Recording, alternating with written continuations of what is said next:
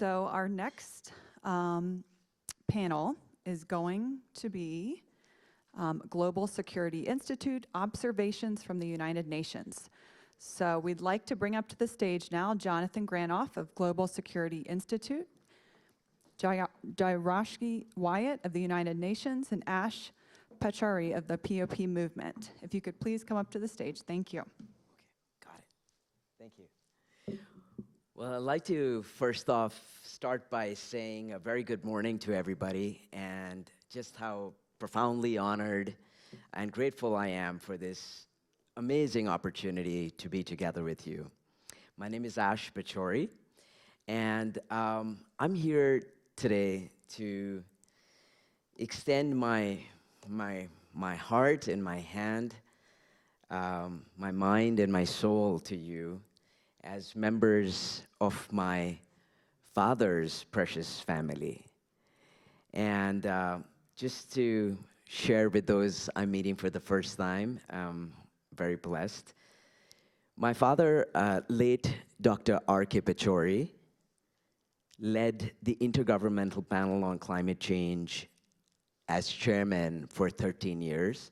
He accepted the Nobel Peace Prize on behalf of the panel in the year 2007, along with then Vice President Al Gore. He also led the Intergovernmental Panel on Climate Change, or the IPCC, as vice chairman for 5 years prior. And by the end of his nearly 2 decades of work with the IPCC, my father was very convinced that it was really going to take a groundswell of action led by the people, and particularly young people, the 1.8 billion youth of the world, to address this issue. And very importantly, that we have a very small and rapidly closing window of opportunity to achieve what has been set out for us, especially in terms of the goals of the Paris Agreement, to limit global warming and to limit our emissions and to keep it under the 1.5 degrees centigrade limit pre-industrial period. And so with that was born the POP movement, where POP stands for Protect Our Planet. And this is a movement we set up together in the year 2016. So Dad and I set it up. And he'd started to conceptualize this already prior to his term ending at the IPCC. And what his vision and our action on the POP movement continues to be is that we come together as what Dad called his global family. And there's a Sanskrit saying which essentially means that we are a universal family. Vasudeva Kutumbakam. And that we can really only achieve what we're setting out to achieve by mobilizing even global governments, without whom we cannot do this. But it's people, and it's particularly the 1.8 billion youth of the world. I have the good fortune of speaking after some extraordinary speakers, Sheila, and we can. And really, I want to say that with the POP movement, we call it Youth Can, where CAN stands for Climate Action Now. And our tagline reads, Youth Inspired by Knowledge. And that is about coming together, using the science of climate change as the fundamental premise of guiding that action. And today we are at this very important meeting. Chip, thank you very much, Jonathan. I'm really hugely honored. I want to say with the 1.8 billion youth of the world, 50% nearly are adolescent women and girls. Our approach to achieving action led by the youth of the world is participatory. And yes, that takes a little longer, but it goes much farther because communities own the action that they take. And so what does that really mean? It means coming together as communities around the world where we identify what the local issues are and then what those solutions are. And it means mobilizing communities so they amplify their voices in the process and identify solutions that are locally applicable, not outside in. So it isn't about going in and saying, this is what we need to do about X. It's about identifying what the issues are and then what those local solutions are going to be, and in the process mobilizing communities so they own those solutions as well.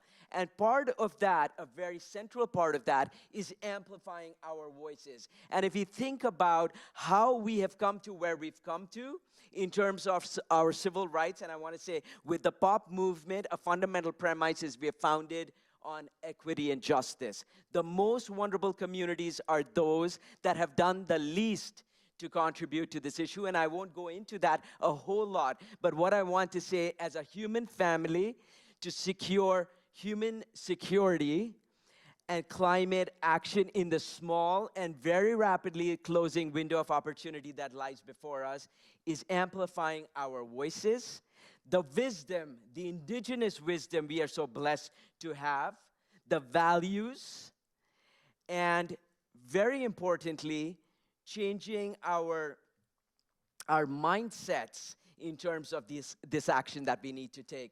And to do this, I want to say our course of history has changed rapidly when we have come together as a global family. I know we'll have an opportunity to talk much more about the POP movement as we go along, but based on what I know my father's message to everybody here will be, let's join minds, hearts, and souls and come together and POP, which is protect our planet, our people, and speed is irrelevant if you're going in the wrong direction, as Gandhi said.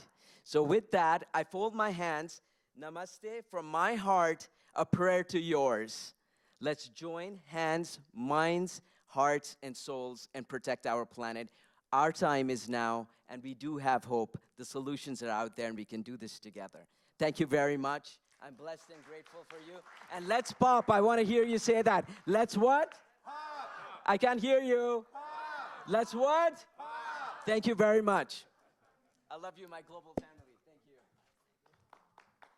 Thank you. It's such a privilege to be here on Indigenous Peoples Day. My name's Jayashri Wyatt, and I'm the Chief of Education Outreach at the United Nations in the Department of Global Communications. I am here in my personal capacity, but with that being said, some of the things I'm really interested in are ways of knowing and understanding what truth is and what wisdom is. I'm interested in the dynamics of power and how these dynamics impact lived experience, particularly for individuals who are marginalized by the vestige structures of colonization and systematic racism, misogyny, and other forms of othering. I'm really interested in how narratives and representations within narratives and history itself shape our human consciousness, our cultures, and our perception of reality, and in fact, who we are.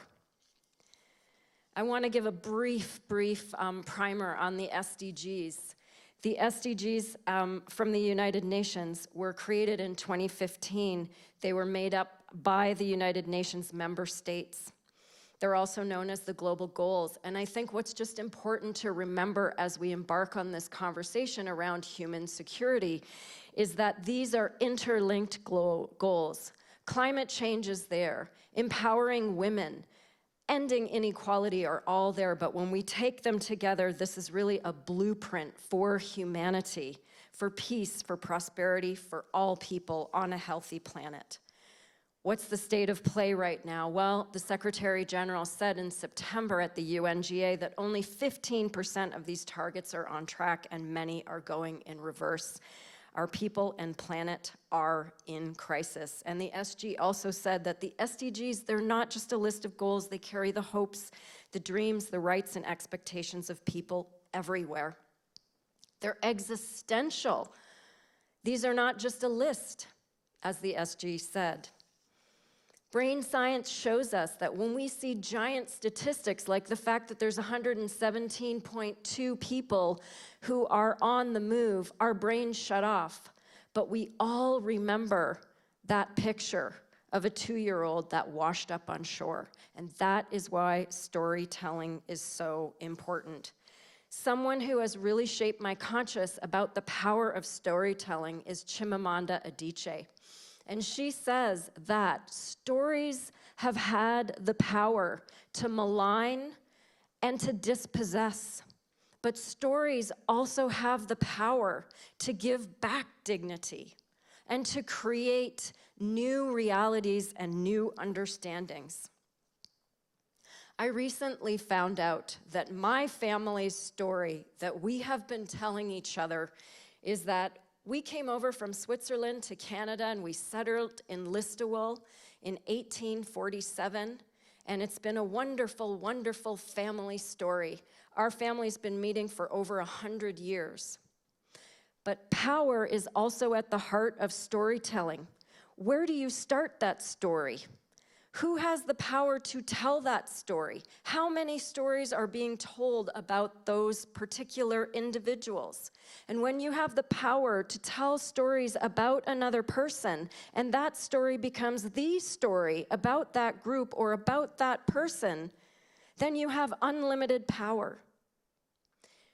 So I have recently discovered that the land that my family bought was obviously on Native lands, on First Nations peoples' lands in Canada. So today, on Indigenous Peoples' Day, one of the things that my family is doing is looking at how we can recognize that so that we can become part of the conversation of reconciliation. We have to remember that when our family story starts, it started with the dispossession of land of other people who were removed. It was the Ojibwe Nation, and they were removed to Huron territories. Well, how does this personal story connect to the story also of the UN? The way that we tell stories, I think, in the UN is also so important. The Security Council will invite a child soldier to tell his story, or women from the Yazidi who have been raped horribly in terrible conflict. Some of the items that were mentioned by the previous speaker with the UNFCCC and the COP, the Permanent Forum on Indigenous Peoples, where we remember the stories of the climate defenders who are often women. We have to be willing to listen to stories of others. We have to be willing to be in conversation and dialogue when it is uncomfortable, because that is the only way that we are going to be able to transform our consciousness and the stories that we tell ourselves to be able to transform our world. And my call to action to you today is, what is the story that you and your family have been telling yourselves? Have you listened to another story that is helping you to redefine your story into our story? Thank you.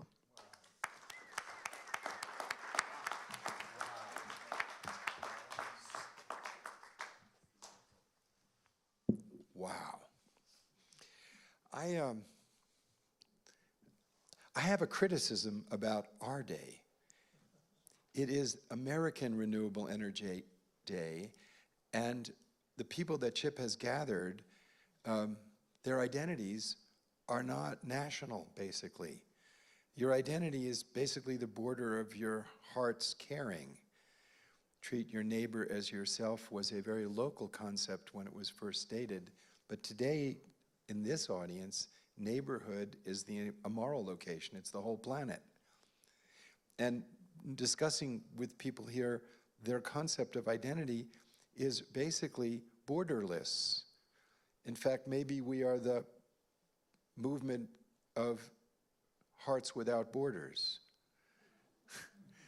That's kind of the reality. That's the reality that I've seen in Chip's vision of how the world is. And one of the things that I've learned from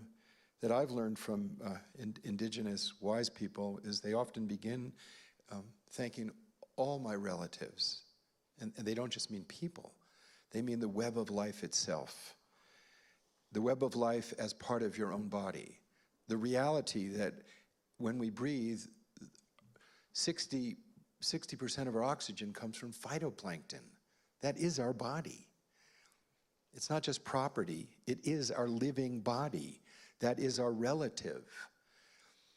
That's a very deep concept. But how are we running and when you see how automobiles are advertised, they're not advertised in the way most of them are used sitting in traffic jams. I never saw an ad for a Ford in a traffic jam. You see it, we've won the culture. You see a Ford out in nature, right? So we've won the culture, but the reality and the culture and the laws are completely disconnected. So I want to talk about two basic principles that the problem that we have today come from. Pillars of ignorance, distortion. One of them is property. So our concepts of property come from the Roman times that were codified in the common law of Britain, which influenced deeply the colonization of this area. So Blackstone, who articulated the common law that we live with, said, "The right of property, that sole and despotic dominion which one man claims and exercises over the external things of the world, in total exclusion of the right of any other individual in the universe." Included in that right, from the Roman times, is the right of destruction. The right of destruction.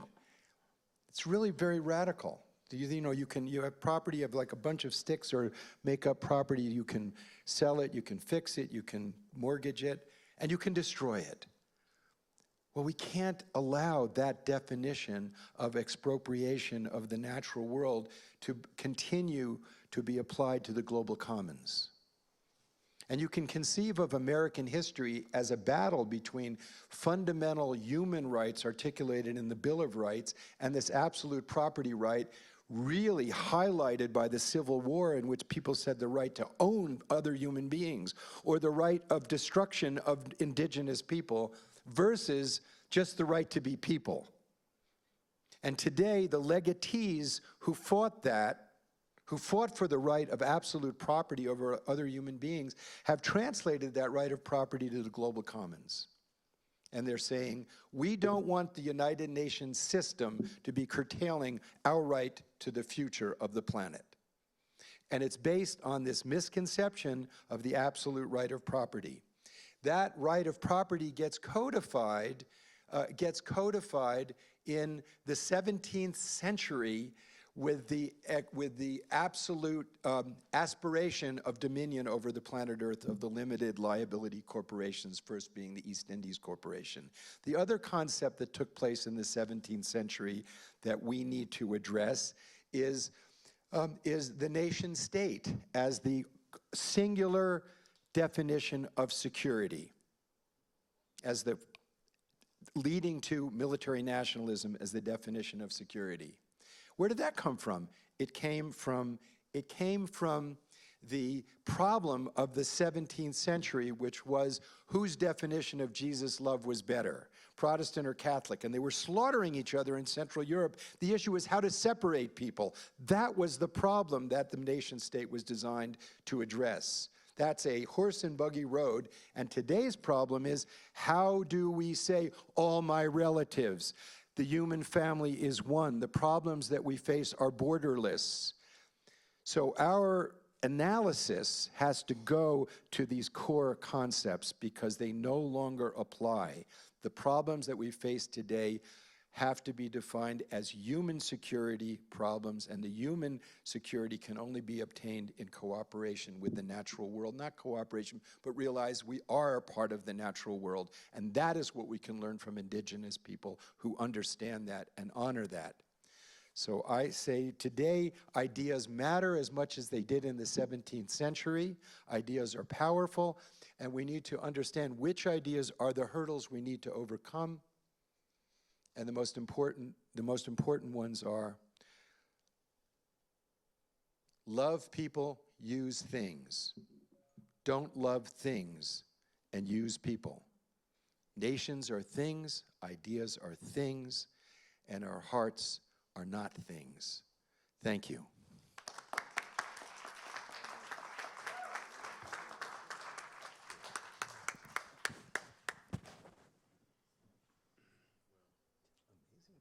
Oh, so now we're going to, you go first and respond to our talks, and then we'll respond to each other. Sure.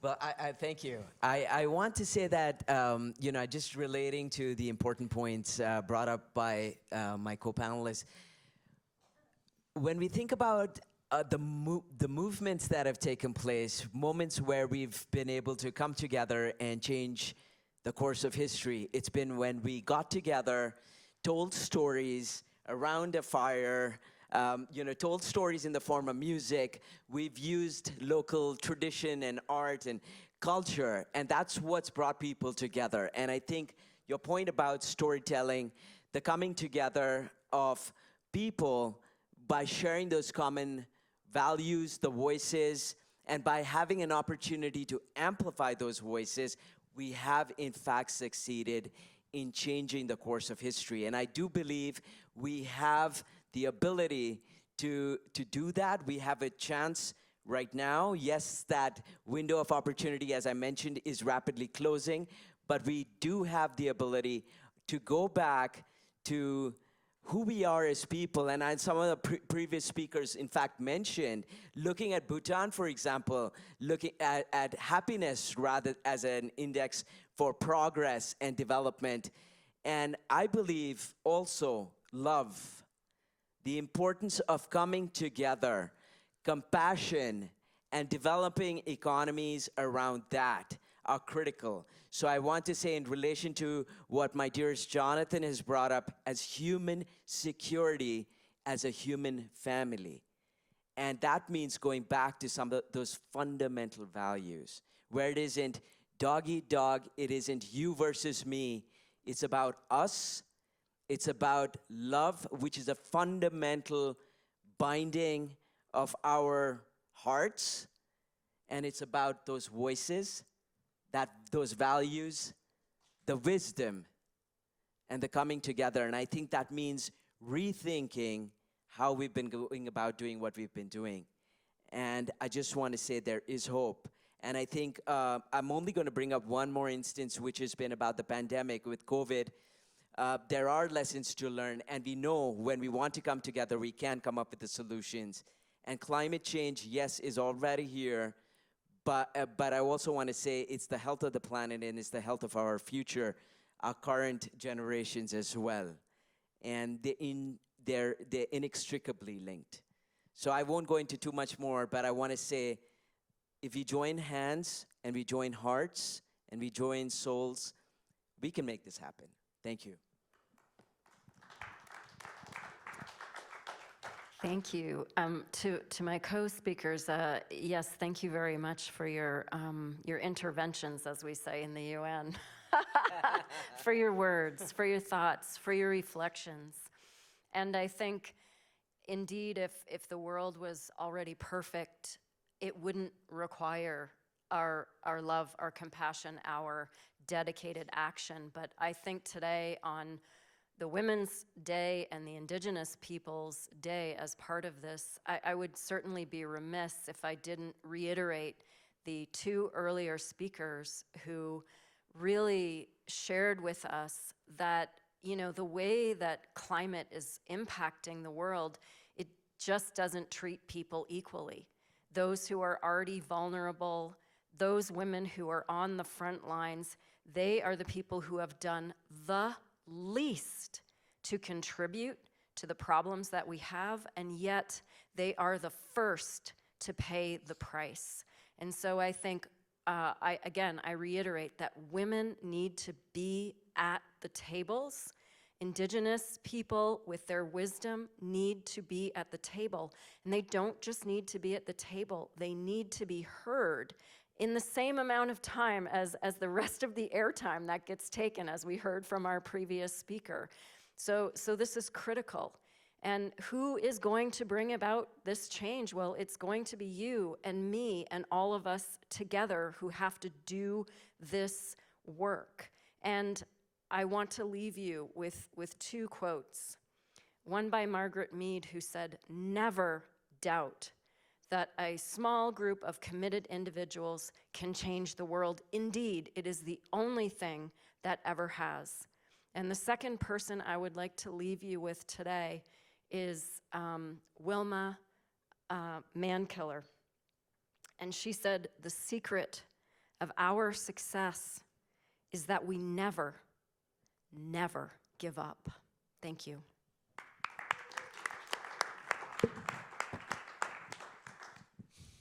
The UN is one of the first places where someone can say we and actually mean everybody.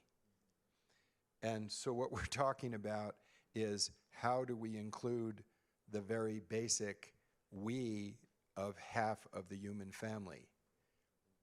If we don't include that, we can't possibly have any integrity and succeed. But the we, even though the charter begins "we the peoples," the fact is the we is mostly nation states operating in their intrinsic self-interest, just as corporations, also de jure institutions created by law, a small group of people in the 17th century creating these ideas.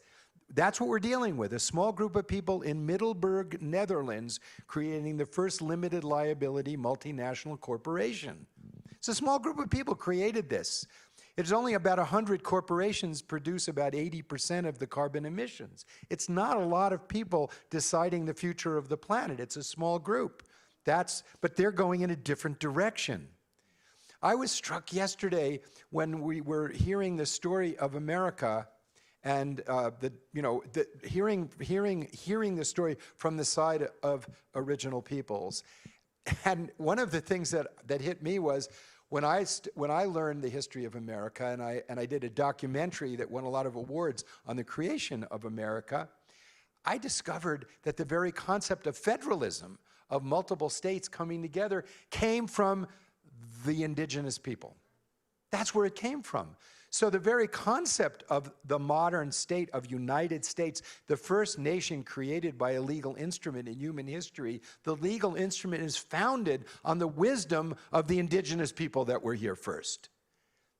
I was never taught that. I discovered that as I was delving into the origin. So the story, as you point out, all we are saying, so human security story is the story we have to tell. The only debate that I've heard about it was from a very great leader, Governor Jerry Brown. He said we should call it planetary realism.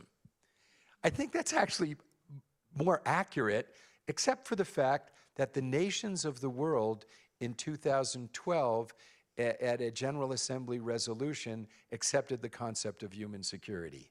And that since that's the story the UN is willing to say, that's where I come out. So I was recently in the debates, in the debates of creating the high-level statement on the SDGs by the heads of state of the world. I was representing the institution arising from the UN Convention Against Corruption. So I was in the debates, and I was privileged to get a section on anti-corruption to go after the $2 to $4 trillion stolen from productive economies by tax evasion, tax avoidance, human trafficking, and all these things. That's the only place where there's money. But the Japanese were arguing we need to put human security in it. The Russians said we will break consensus on putting human security there. So I went to talk with them about that and said, why? And they came back the next day and said, we are concerned that human security will be used as a way of breaching sovereignty under the doctrine of responsibility to protect, and thus we are against it. Overlooking the fact that that was the justification for their invasion of Ukraine. So it was obviously incoherent and not worth debating. So right now, the international system being burdened by this obsession of the religion of nationalism is created a barrier to rational discussion. So in the short term, we can't allow this conquest war. But in the long term, we need the power of ought. The power of ought is, for America, was we hold these truths to be self-evident. Not self-evident when it was stated. Women weren't included, indigenous people weren't included, men without property weren't included. But that power of ought has guided us since, and it's now expanded. The power of ought today is, I believe, human security, which must include all my relatives, the wisdom of the indigenous people, that the web of life is our own life, and that we're not protecting something outside, we are protecting ourselves, because in truth, we are one.